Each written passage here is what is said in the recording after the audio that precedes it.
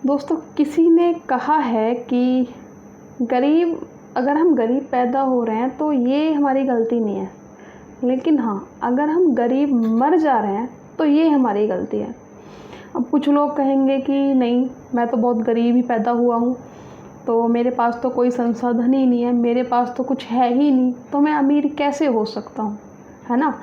तो वो बहाना देंगे, लेकिन नहीं, अगर आप ऐसे एक्सक्यूज़ देते हैं और आप गरीब मर जाते हैं तो हाँ, ये आपकी ही गलती है। और ये मैं नहीं कह रही, इस दुनिया के जो भी सक्सेसफुल लोग हुए हैं ये उन्होंने कहा है, और मैं भी तब कह रही हूँ क्योंकि मैंने इसके बहुत सारे उदाहरण अपने आसपास देखे हैं।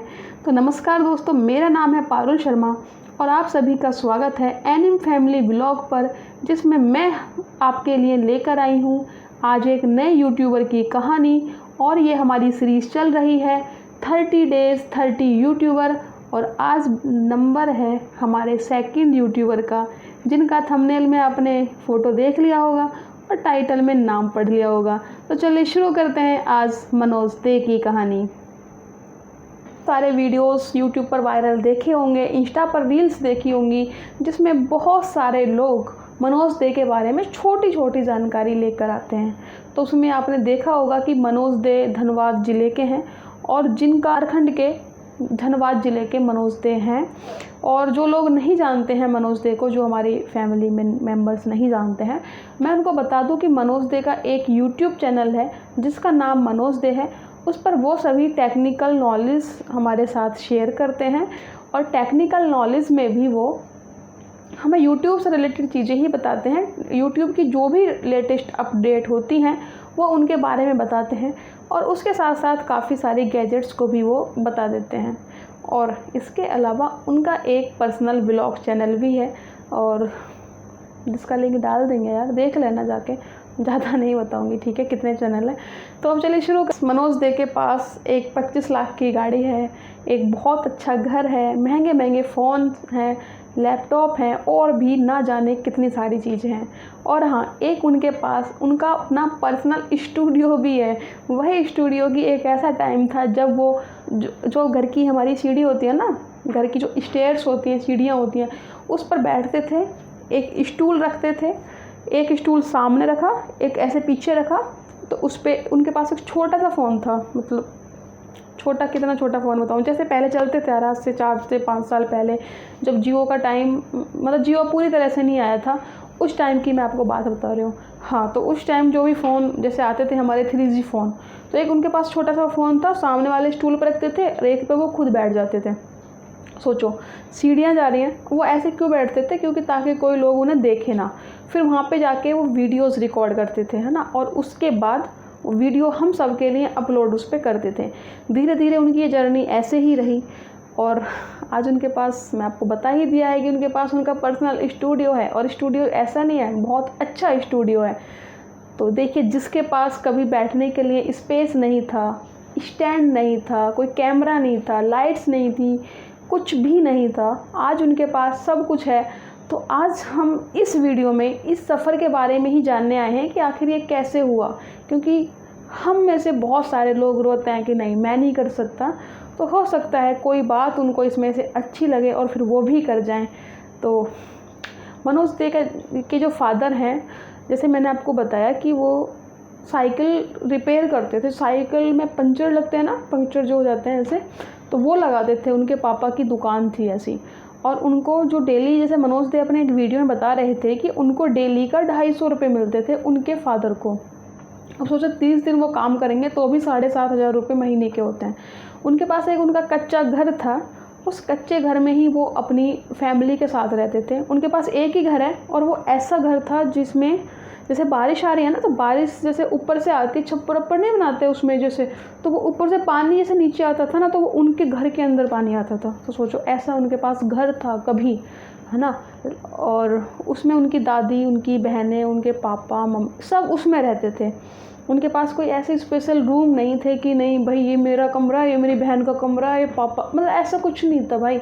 और फिर उसके अंदर बैठ के उसी में उनको खाना होता था, उसी में उनको पढ़ना होता था, और उसी में उनको सोना होता था, है ना।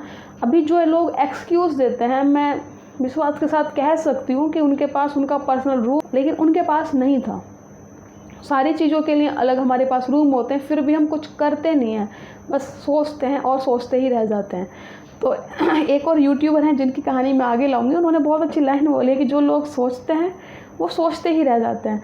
तो हम भी सोचते हैं, सोचते रह जाते हैं। हम में से बहुत सारे लोग ऐसा करते हैं, मतलब मैं तो आपके लिए वीडियो बनाती हूँ ना यार, तो सोचते रह। अब मनोज दे के पापा के पास ज़्यादा पैसे नहीं थे, तो उन्होंने मनोज को स्कूल में भेजा, सरकारी स्कूल में। अब भाई इस देश के अंदर सरकारी स्कूलों की हालत है वो हम अच्छे से जानते हैं ना। यहाँ के मतलब मुझे बीच में थोड़ा कटाक्ष नहीं करना चाहिए, लेकिन मैं फिर भी कर रही हूँ कि हमारी जो टीचर बनना चाहते हैं उन सबको गवर्नमेंट टीचर बनना है, लेकिन अपने बच्चों को प्राइवेट स्कूल में पढ़ाना है। सोचो, उनको बहुत ज़्यादा पैसे टीचर, गवर्नमेंट टीचर बन के कमाने हैं ताकि वो बहुत ज़्यादा फीस देकर प्राइवेट स्कूल में अपने बच्चों को पढ़ा सकें। तो सोचो, जब उन स्कूल में पढ़ाने वाले लोगों को ही उन स्कूल्स पर ट्रस्ट नहीं है, उनको अपने ऊपर ट्रस्ट नहीं है, वो अपने बच्चों को उसमें नहीं पढ़ा सकते, तो क्या ही एजुकेशन का आप यहाँ से लगा लीजिए। ठीक है, मेरा वो टॉपिक नहीं था, थोड़ा मैं भी बहक जाती हूँ जब थोड़ा समाज की बात आती है, देश की बात आती है। तो मनोज भी ऐसे ही स्कूल में पढ़ते थे। फिर मनोज ने अच्छे से थोड़ी पढ़ाई की और 10th में उन्होंने अच्छे मार्क्स लेकर आए।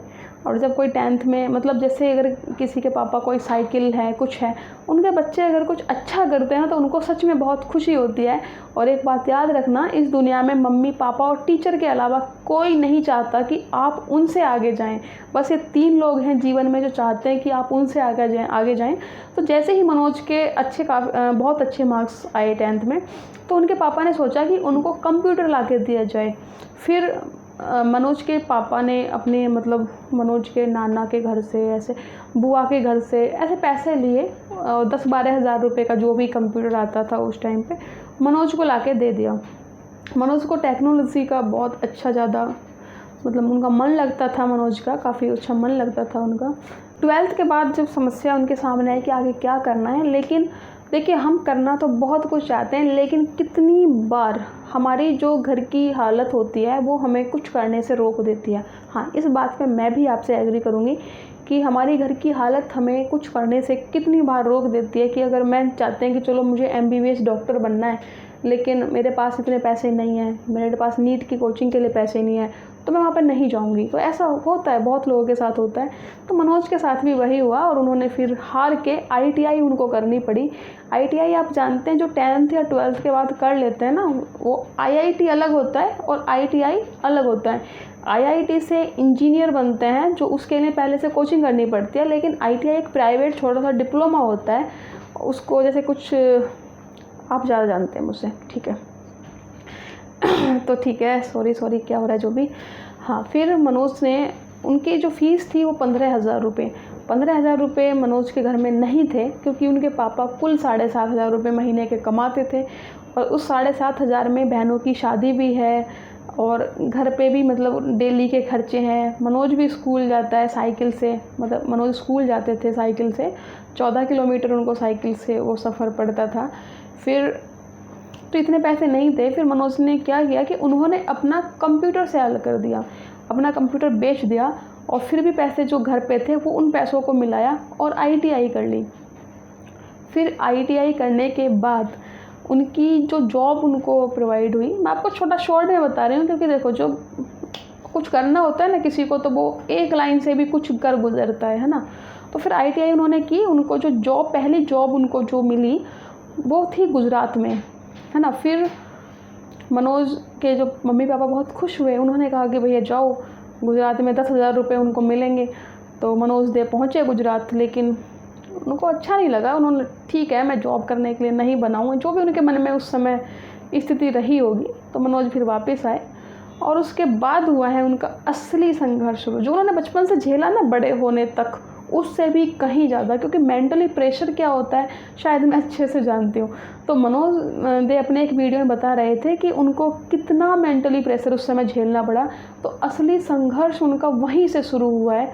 और वो संघर्ष के बाद जब मनोज दे वापस अपने गाँव पहुँचे, तो प्रेशर जैसे मैंने बताया, मेंटल प्रेशर वही था कि भाई अब बड़े हो गए हो, फैमिली को हेल्प करना है, तो जॉब तो करनी पड़ेगी, और जॉब है नहीं तो जॉब क्या करेंगे।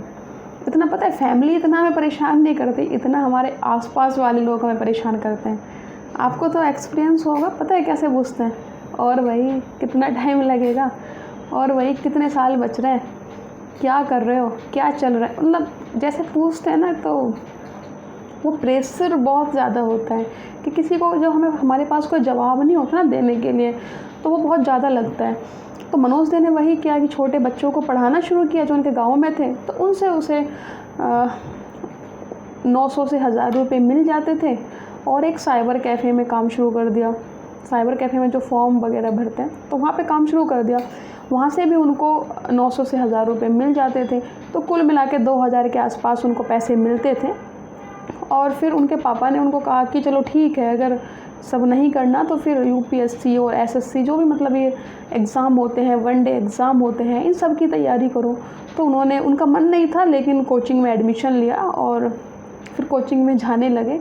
तो इससे अपना खर्चा निकलता था। एक दिन पता है, चलो मैं थोड़ा शॉर्ट में बताती हूँ, जो उनकी लाइफ में जो टर्निंग पॉइंट आया है ना, वो टर्निंग पॉइंट आया एक दिन। वो साइबर कैफ़े में बैठे थे, उनके सामने एक वीडियो आया। उस वीडियो का थंबनेल था कि आप YouTube से पैसे कैसे कमा सकते हैं। जैसे हमारे सामने भी, आपके सामने भी आता होगा, हाउ टू अर्न ऑनलाइन, ऐसे थंबनेल आते हैं। तो उनके सामने भी एक ऐसा ही थंबनेल आया कि उन्होंने क्लिक किया, लेकिन उन्होंने सिर्फ वीडियो पर क्लिक नहीं किया, ये बात उनके दिमाग में क्लिक होगी, और उन्होंने अपना पहला चैनल बनाया। और पहला चैनल भी इतना आसान नहीं था। जब उन्होंने अपना पहला चैनल बनाया, उस पर 8 महीने काम किया, और उस 8 महीने के जो उनके पैसे तो आए ही नहीं।